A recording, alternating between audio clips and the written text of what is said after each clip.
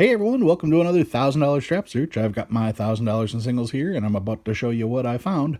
But before I do, let's talk about this week's tip. I'm just going to slide these out of the way just for a second so we can take a peek at something. Now, every week you guys see me with stacks of bills that I pull out from circulation. Well, what do I do with those? Well, after each video, I actually have this little box here. I've upgraded my box.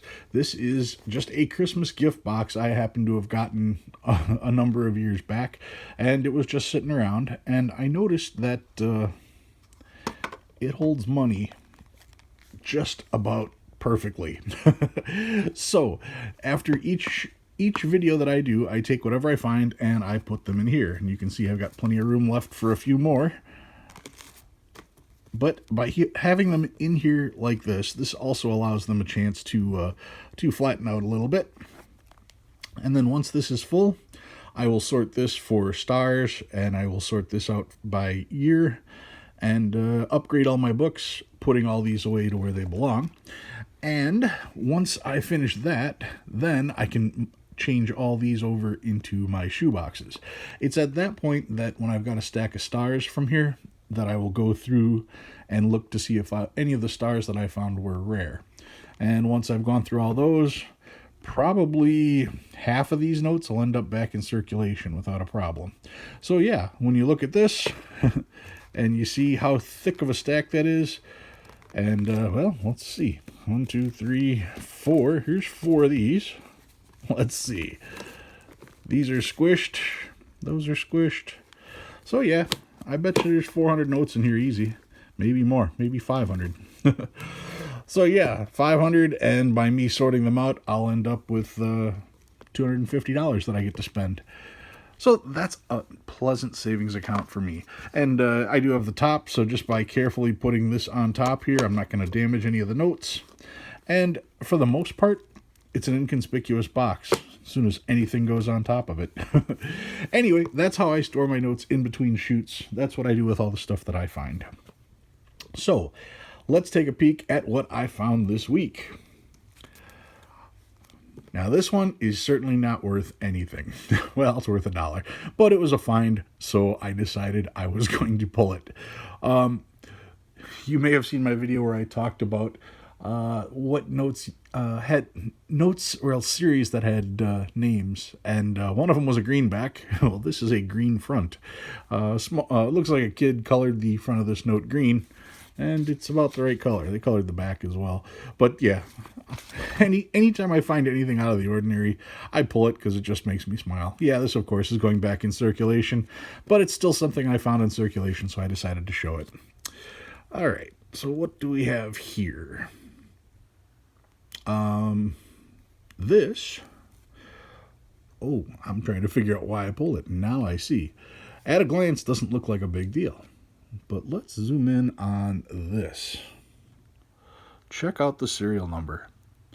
Especially look at the 01 or 001 and the A. They seem to have a smear. There's an ink smear there, causing a little bit of doubling on the zeros, on the bottom of the zeros, on the bottom of the 1, and on the bottom of the A. So that is a slight print error. It's not one that I see very often at all, so I decided I was going to pull that one just because of the oddity of it. So yeah, seeing a kind of a doubled print like that, yeah, got my attention, decided to save it. I did find a Where's George. I didn't recognize this particular one. It's got 2 different types of stamps. It's got a purple one here. It's got a blue one here. It's got the purple here. Take a peek at the back. Yep, it's even got it on the back. They wanted this note found. I found it. I will log it. I also found another Where's George from a familiar stamp that I see, and this one's on a star note. I don't see too many that are on a star, so I will have to look up that star note, and then I will put it in at where'sgeorge.com. Found some birthday notes. 1926. This is April 17th. April 17th, 1926. This one would be 10/5/1956. So you're talking September 5th. October 5th, 1956. Or you're talking the 10th of March. 10th of May. I'll figure it out. Somebody get me a calendar. The 10th of May, 1956. Or October 5th, 1956. Those are the 2 dates that could be used on that one.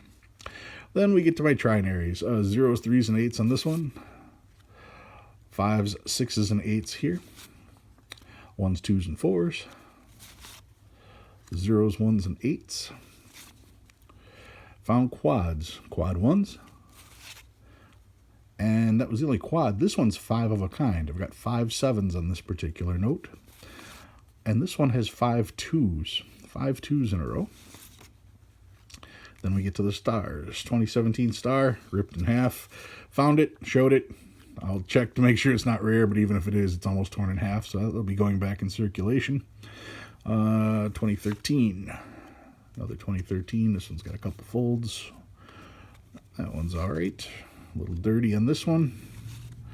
1999 star note. You don't find too many star notes from 1999 in circulation, and this one's actually pretty good too. It's still pretty clean. This has just got a dog ear.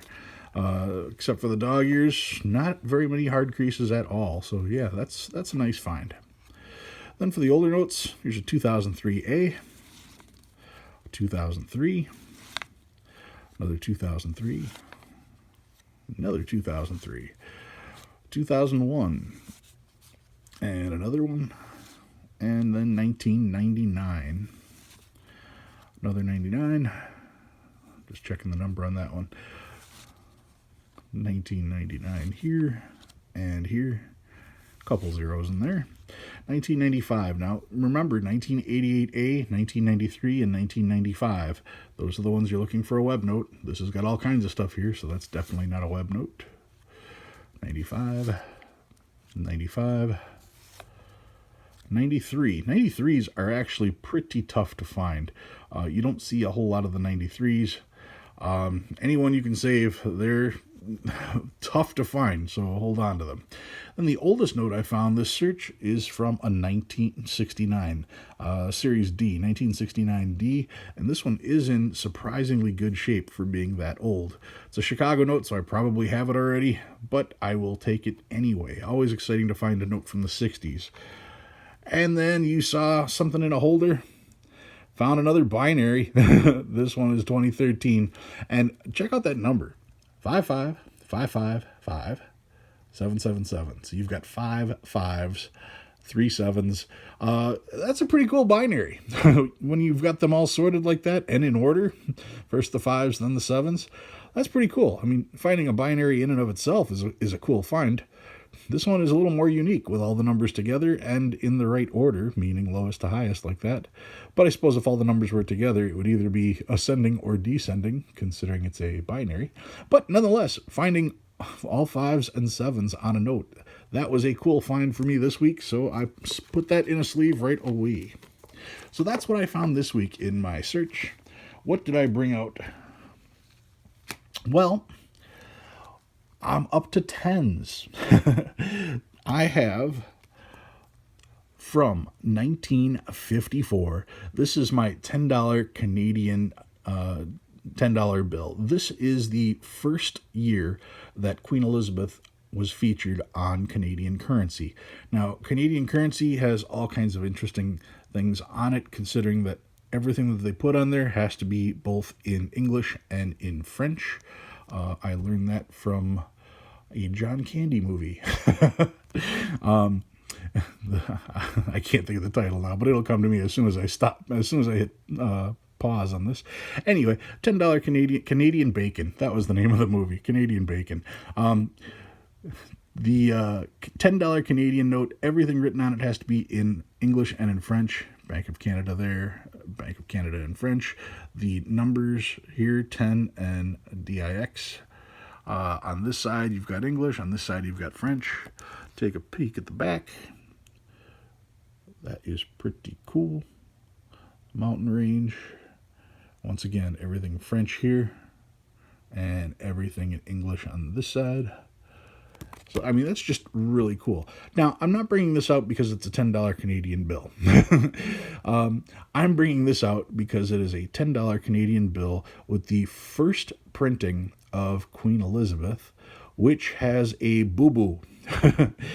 The person who did the engraving on the $10 bill was extremely good, and when he looked at the picture, he copied exactly what he saw. And what did he see? Well, he didn't see it per se, but for what he saw, he copied. So if you take a really close look at that portrait, you will see that just to the right of the Queen's ear is an interesting little configuration. That is known as the devil's head. Now, if I was to grab my pen, without shaking the camera, there we go. All right.